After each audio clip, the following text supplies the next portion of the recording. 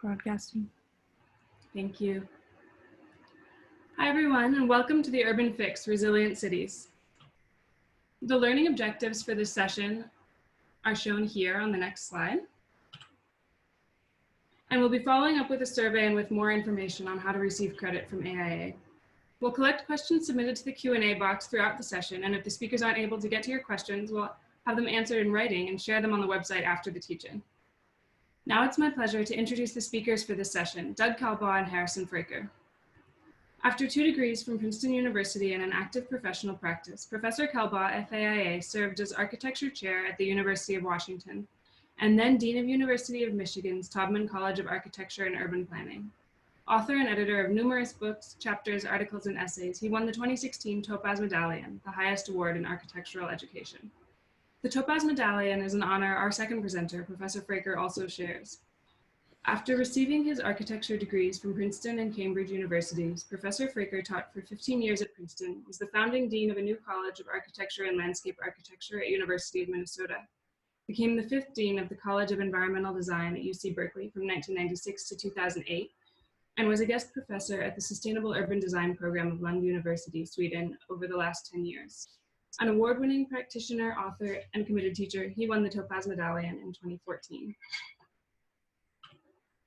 Here are our speakers, and I will pass the screen to them.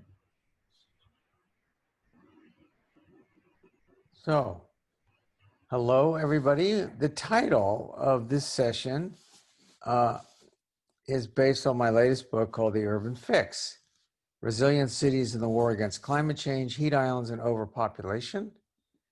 Harrison Fraker and I have been doing workshops since the early 1970s.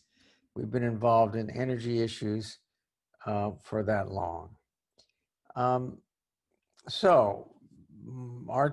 talk is based on about 55 years of experience designing buildings all over the world. It will focus on cities because cities are the locus of so many important challenges facing humanity: housing and homelessness, climate change impacts, racism, segregation, poverty, income inequality, and of course, the whole issue of living together in community, which is a perennial and classic challenge that humans have always dealt with. So the built environment, especially the city, is society's biggest investment. That would be true in India as well as China.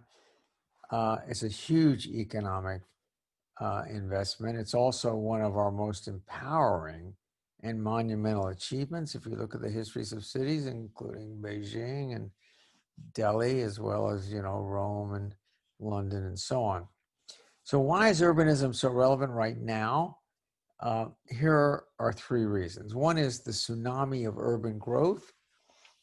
This is Shanghai. Asia is particularly fast growing, as we all know. And the world is urbanizing. Not just Asia, but the whole world is urbanizing very fast. As you can see on the chart on the left, the rural population has been dropping relative to the urban population, which is now twice as big as the rural population if you look at the whole planet.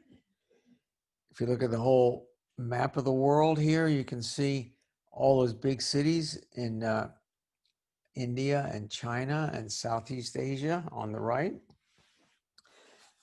More than half of humanity lives in these 300 cities that are shown on this map. But what is maybe more amazing is that although it's half the population of the planet, it produces it's a fifth of the world's population. It produces half of the world's economic output. So cities punch way above their weight. They have an immense amount of economic clout. Rural residents have been flocking to cities all over the planet, particularly in the last 50 years, even more energetically in the last 15 to 20 years. Here's Mumbai. 20 million people now live in Metro Mumbai, one of the biggest cities in Asia. Then there are the ecological crises particularly climate change, and the other related impacts and challenges that flow from climate change, like flooding of cities, uh, like Venice, the famous city that is flooded frequently. Um, it's a major problem, but we have these new challenges like the coronavirus on the upper left. Forest fires are huge, particularly on the west coast of the US, where Harrison and I live. Migration in the lower left is happening. Happens to be in the Mediterranean, and of course, drought. Overall, the human population has experienced exponential growth.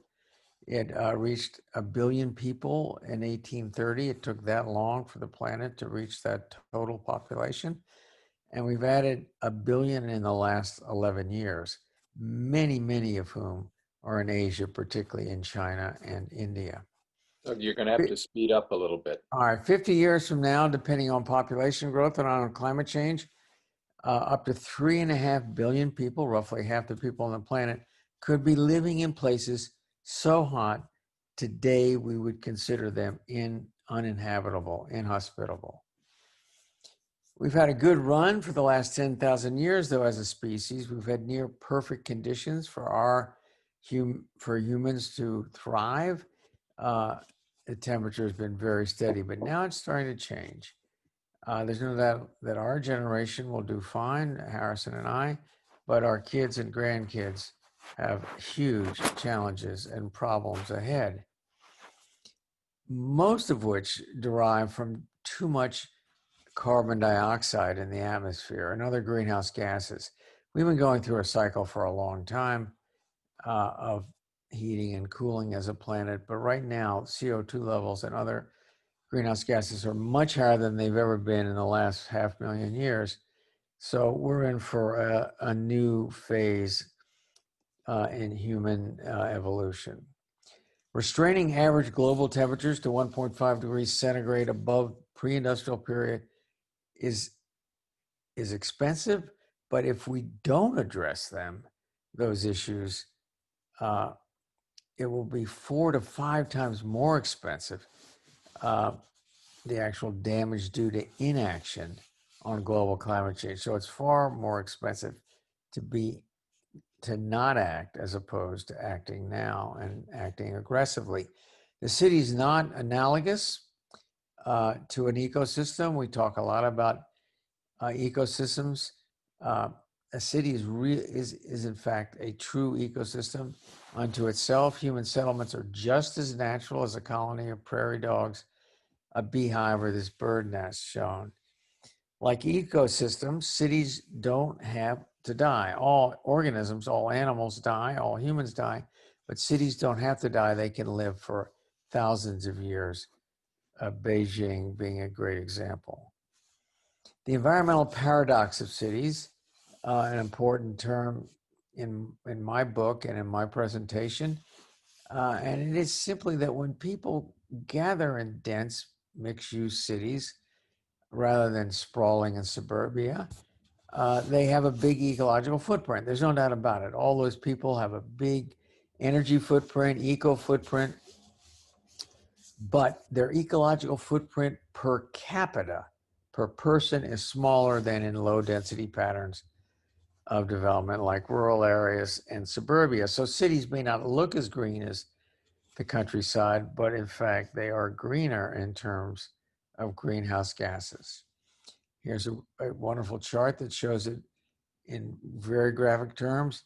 Low density areas are the top bar, red being energy used for transportation, purple for heating, cooling, and lighting buildings, and then green is the materials themselves, how much energy they embody, and how much energy to erect the building, versus high density or urban areas. The bottom bar, as you can see, is less than half in all these categories. So cities are inherently efficient, and that is extremely crucial and timely as we face climate change. Just look at a big city spread out at a classic American sprawling city Atlanta on the left versus Barcelona, a tight, dense European city which actually has a bigger population, 2.8 million people versus 2.5, and the transportation carbon emissions in Atlanta are over 10 times that per capita as Barcelona. This would apply to other dense cities in Asia. So But you're urban right. heat, that's a big problem. Cities are getting hotter faster than the countryside because of hot air from, tailpipes on vehicles and from chimneys and so on, but also from dark surfaces, the dark rooftops and paved surfaces that get heated up during the day by the sun. This has nothing to do with climate change per se. This is a local effect, and it's simply hot air. It's not greenhouse gases. Large cities in the US tend to be warming at more than twice the rate of the planet as a whole, and they're also heating up much faster than the countryside, as I said. So the very places where people live, and this is extremely true in Asia with very large cities, that's the place where the problems are emerging. Here are surface temperatures. These are rooftops and paved areas, streets, parking lots, and so on. And you can see the dense urban core on the left and the countryside on the right. And you can easily see how the temperature tapers off the further you get from the urban core. Parking lots are a great example of just how hot the city gets. But we're lucky. We're very lucky because strategies to deal with and to adapt to the urban heat island are consistent with the strategies to deal with climate change. So when we address this more immediate in-our-face problem of urban heat, we're actually dealing with the longer-term problem of climate change. And because I argue that it's a 5 to 10 year problem, rather than a 50 to 100 year problem, which climate change is, there's more immediate and more palpable, sensible feedback, and it better motivates people to change their behavior. So in a way, we're blessed with the urban heat island because it will force us to deal with this deeper issue of climate change. And how do we do it? Here are some pragmatic ways to deal with it. One is simply lighter colored pavements and rooftops. A light colored rooftop pavement is 4 times more reflective of solar energy than a dark one. So what could be easier than simply painting our roofs white and increasing their reflectivity by a factor of 4? Now, it's even better to plant grass or other plants, even food on the roof, so-called green roofs. They do an excellent job of cooling the air in the city and producing food. But white roofs are actually more effective at countering climate change than green roofs. They reflect more solar energy back to outer space. And green roofs, which have many other benefits, obviously cost a lot more. So here's a white roof in Michigan where I used to live. And you can see both solar collectors for converting energy, the sun's energy, into electricity and into domestic hot water, both needed in a typical household. India is being quite aggressive, building 60 solar cities as we speak, powered, as you can see here, by photovoltaic collectors converting sunlight into electricity. India is an old country, an ancient land that has long had cities, including large cities. But now those cities are growing and modernizing very, very quickly. The national population, well over 1 billion now, actually overtaking China, is just billowing in quantity. But look at the infrastructure. A lot of it is very out of date. So how else do we deal with hot cities? Less waste heat simply being the heat coming out of tailpipes and chimneys, can be greatly reduced if we just have more walkable cities that are served by transit and less auto dependent. Air conditioning, alas, is growing very quickly, particularly in the hot cities of Asia. It's expected to triple worldwide by 2050. This is a big, big problem because air conditioners may cool individual dwelling units, but they heat up the city, and they also have greenhouse gas emissions. Air conditioning in Asia is growing especially fast. I mean, it's understandable. It makes life a lot easier, but there are repercussions and externalities that have to be dealt with. We also have to deal with the street canyon. Narrow streets with tall buildings on either side trap heat. We need to open them up and lighten them up with colors on both the sidewalks, pavement, and building sides that are more reflective, and get some of the heat that is collected bounced back out through the sky to outer space. Under So 5 minutes, Doug. narrow them down and lighten them up. Beijing is actually considering tearing buildings down to flush out the dirty air and the hot air from the city. The last strategy is a pleasure to talk about because it's about trees and vegetation to shade, filter, and cool the air. They provide so many other wonderful benefits here listed. I'm not going to read them, but it's a long list of wonderful things that multitasking trees provide people, particularly people in the city. Urban trees actually grow bigger than they do in the countryside. Where they have less competition. In a forest, they're competing with other trees, so they get big. They can create, as you see shown here, sort of cathedral-like spaces, which are a sheer delight as well as a cooling device. More water to reflect solar energy back, also to evaporate and cool the air as it evaporates, is another way to cool the city down. Eat in dark and bold there, eat a plant-based diet, avoid air travel, live as car-free as you can, bike more, electric bikes are great, and have fewer children, which is something that China has dealt with very effectively. Other things, eat locally, compost your food waste, get in an electric bike. I have one, I love it. Wash clothes with cold water, hang dry them, install solar collectors as we've discussed, mind the thermostat, don't overcool in the summer and overheat in the winter, and don't eat beef and lamb. They're much, much more energy intensive, and they use a lot more water than chicken or pork.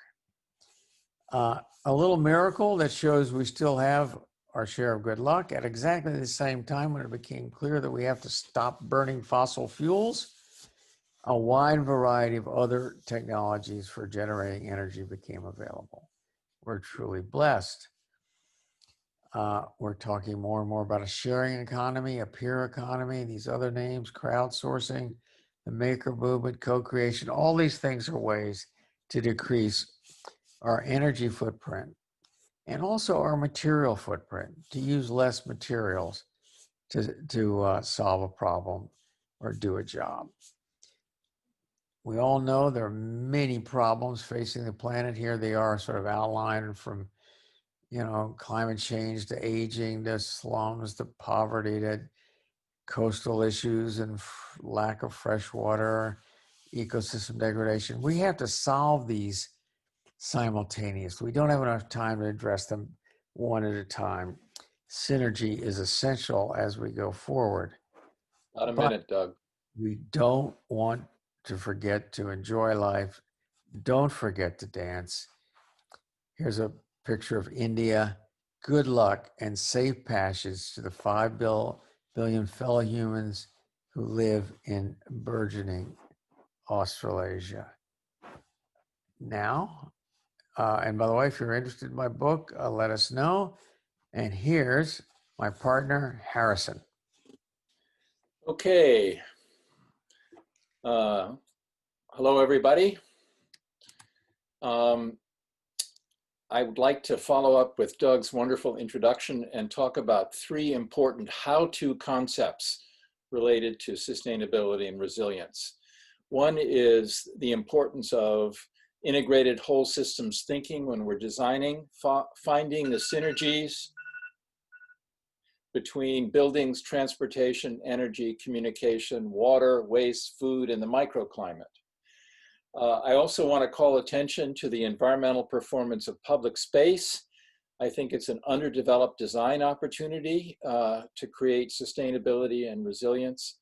And also, I think it is a unique opportunity to completely remake our cities with a much more sensory and aesthetic quality. I begin my whole systems thinking with an eco-block project in Qingdao, China, back in the early 2000s, focusing on transit-oriented development, privileging pedestrians and bikes with walkable shortcuts to transit.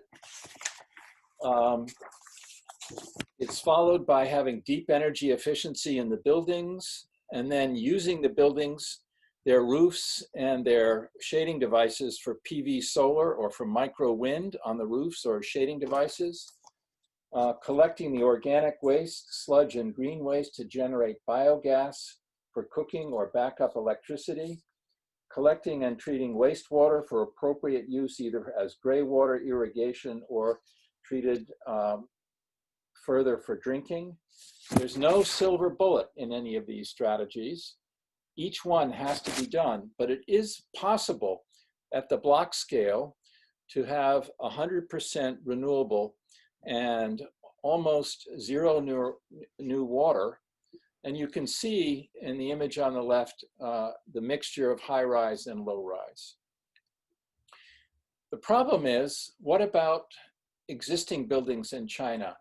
And here, what's really exciting is Alan Short and people at Cambridge have studied that we don't throw away these buildings. If we can add shading and natural ventilation, we can significantly reduce the need for air conditioning and avoid some of the problems that Doug showed us in his slides. You can also retrofit low density. You can create a community solar system on roofs that go to storage. It's a DC system. It then charges cars or runs street lights, then has one inverter, neither goes back to the grid or goes to the units. We've also found that you can actually put the collectors in the public space if the roofs don't have the right orientation or they're old and need structural changes. Also, you can collect rainwater and use it for potable, and you can also collect the sewage out of the sewage system, treat it to irrigate and change the microclimate. There are wonderful first-generation examples of this. In my book on the hidden potential of sustainable neighborhoods, you can see wind and groundwater heat pump made Bowl 1 100% renewable. The combustible waste systems in Hammarby provide almost 25% of the energy required. Wind and cogeneration in Kronsberg, 50% renewable. And then in Vauban, the best performer, efficiency, passive solar, PVs, and organic cogen made it Energy Plus or over 100% renewable. But what was really magical about these places was the transformed urban landscape that's very performative. The problem is, traditionally, urban design has dealt with the public realm as a kind of formal performance, a formal game, or it's emphasized the social performance of public space, or obviously it's spent a lot of attention on the transit performance in all modes. And certainly the space is the space of infrastructure performance. And our old model was to make it a throughput system, get it out of there, but now the idea is to retain and reuse it. This calls attention to the incredible potential of the environmental performance of public space. I'm not going to run through these, but the first 10, microclimate, air quality, CO2 absorption, stormwater, wastewater, food, habitat, energy, aesthetics, especially the sensory and health, are all underdeveloped. The last, recreation, i.e. parks, community, i.e. Streets and squares, and then transport, are the traditional ways these have been done. What's so interesting, though, is if you pay attention to the sensory and the aesthetic, you can create a magical place. This is a courtyard by Scarpa at the Biennale, where you can see you have a fantastic microclimate, evaporative cooling, evapotranspiration from the walls, and all of this is then highlighted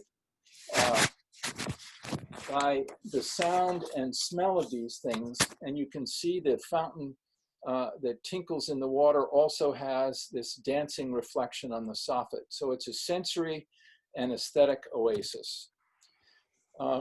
What's great though, streets in cities represent 35% of the total land area, almost 75% of public space, and they're underdeveloped in terms of environmental performance. And if you look at the section, the space of environmental performance, you can see that traditionally it's been a dumping ground. It's been a place for waste heat, as Doug's shown, where sunlight is absorbed in the dark surfaces, increasing the urban heat island problem, and vehicles dump their waste heat. But if you look at the urban section, it demands that building envelopes and the public space be designed as an integrated whole system and to rethink all the surfaces. So let's look at those surfaces. You look at the floor, look at all the wonderful things it can do rather than just be a street and a concrete sidewalk. Tempers the climate, absorbs and retains stormwater, recharges groundwater. It's a carbon sink. It has all sorts of economic, health, and sensory benefits, and it even can provide evaporative cooling. The same is true if you start looking at green walls and green fins. They can temper the microclimate. They can reduce the urban heat island. They can shade building, reducing the cooling loads, absorb carbon, improve the air quality, create habitat. It's amazing. And they also have the potential to really change the experience of the city. If you look at the urban canopy, obviously the first thing to do is look at trees. And Doug has emphasized this, and I just want to underscore it. They are spectacular in terms of their environmental performance, both in terms of shade and dappled light, but smell, color, changing seasons, fantastic.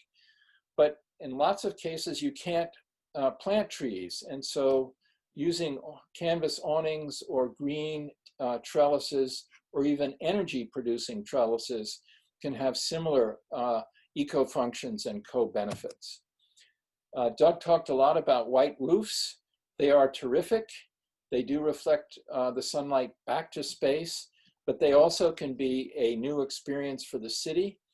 And roofs can also generate energy and enhance your understanding of outdoor space.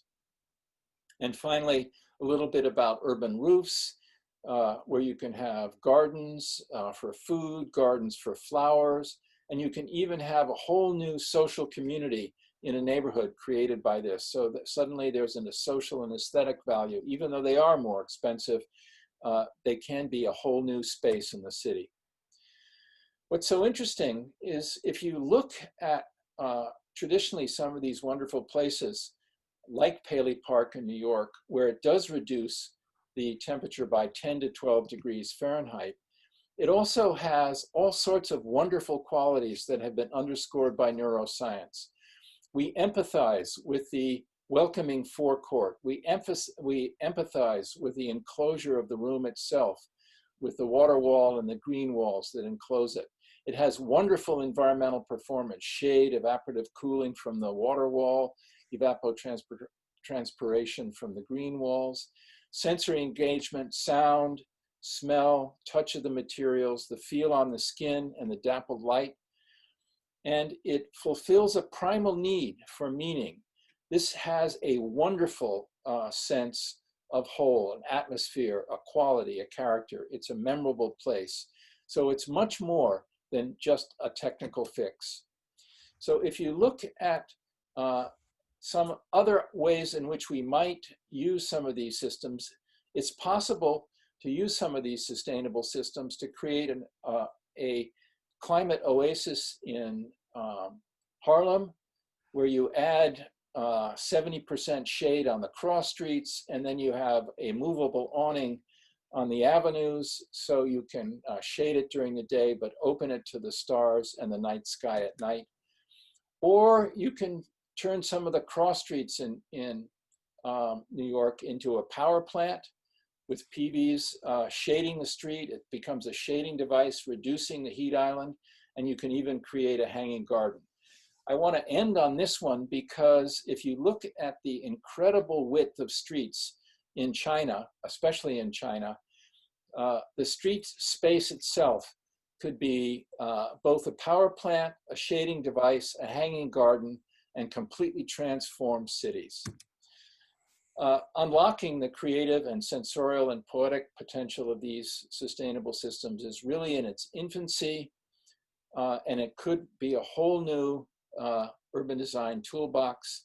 If you want to see some preliminary field notes on this, this book is coming out in the late fall, in December with Oro editions, and we'll take questions. Thank you very much.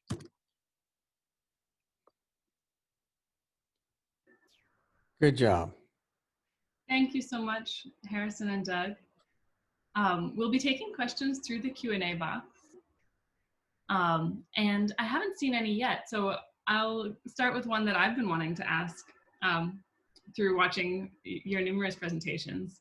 You both mention and really emphasize the co-benefits of initiatives and measures that cities can take to address climate change or mitigate the harms of climate change.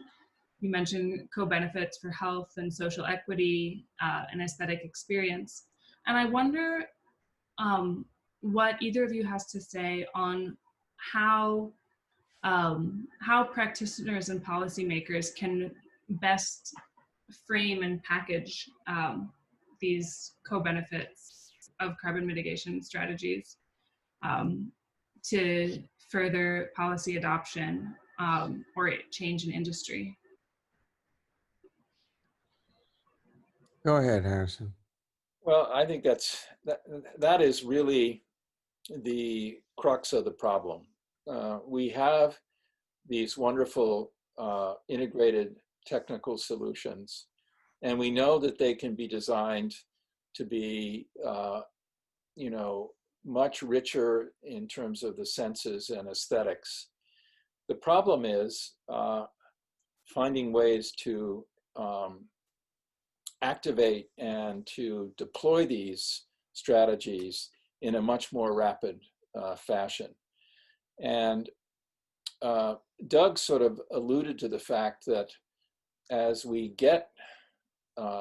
heat island problem gets worse and worse, cities will have no choice but to try to alleviate these things. So suddenly I think you're going to see the mother of invention, which is necessity, start to ratchet up the application of these systems. Of course, the issue is, can we do it quickly enough? Because there are tipping points that are not far away, and once we hit certain tipping points, it's sort of irreversible. So there is a clock ticking, and it's ticking ever faster. And frankly, we have no time to waste. I would say we're already in a sort of emergency mentality or emergency situation. We have to act aggressively and quickly. Yeah. And, you know, I do think there are opportunities. You know, when we had the Great Depression and we had the, you know, horrible, um, you know, droughts and so on in the West, back in the 20s or in the 30s, this country, you know, went into um, emergency mode with the New Deal and made huge investments to try to combat many of these issues. And I think that's what it's going to take. It's going to take a Marshall Plan or a New Deal, almost the kind of thing that happened during the Second World War, when you know, all of the economic activity was brought to bear on the war effort. We need to bring the same kind of initiative and effort on climate change. As Doug has said, it's the mother of all challenges. And it's even more difficult in the sense that applying resources is not necessarily the best way to do it. Because we have to engage in degrowth, in downsizing the human impact. That means, in a sense, we have to live more modestly. And that's a difficult thing to ask of people. It's how do we actually grow less, but still have a high quality of life? Because growth has been the problem. And as China and India grow, their economies are expanding very quickly and very robustly. There's this sort of hidden dilemma of how to improve lifestyles without increasing everybody's personal footprint. Thank you so much, both of you. I'm sorry to say that we're out of time, and we will do our best to answer these questions that have come into the Q&A box later in writing on the website. Thank you so much, Doug and Harrison. I really enjoyed this presentation, and I think that the audience did as well. Great. Thanks very much.